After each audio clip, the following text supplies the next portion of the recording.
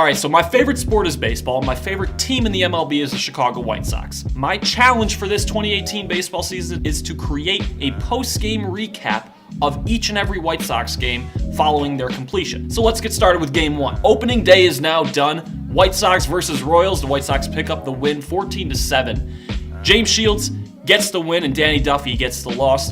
Honestly, this game, at the very beginning, I wasn't sure how the game was going to go. James Shields gave up 4 runs before even recording an out in the first inning. I was thinking that it was going to be one of those days as a White Sox fan, but next thing you know, James Shields goes into cruise control for the remainder of the game, ends up pitching 6 solid innings following that shaky first, and the offense picked it up from the 4th inning on, scoring 5 in that 4th inning behind the bat of Matt Davidson, who hits 3 home runs today. Tim Anderson also picks up 2, as well as Jose Abreu picking up 1. So 6 home runs for the White Sox offense ties a major league record with the 1988 New York Mets for 6 home runs on an opening day. Not only that, Matt Davidson's 3 home runs all registered at 114 miles per hour plus exit velocity.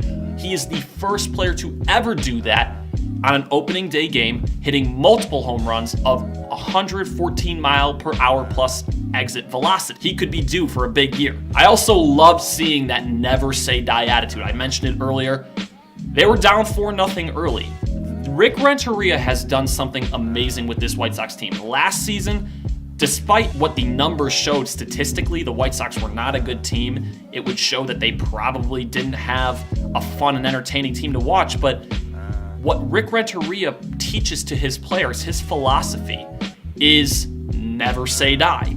And even in a game like this, they're down 4-0 in the first inning, and they come back, climb their way out of a hole, and end up putting up big numbers, really having the lead up until the 8th, never having any issues once that first inning was done, scoring 14 unanswered. As Jason Benetti on the broadcast said, it's like a basketball run. So 14 unanswered runs, then they gave up some late, but that was just due to the multiple bullpen arms that we brought in. So all in all, very, very good day for game one. Offense looked great.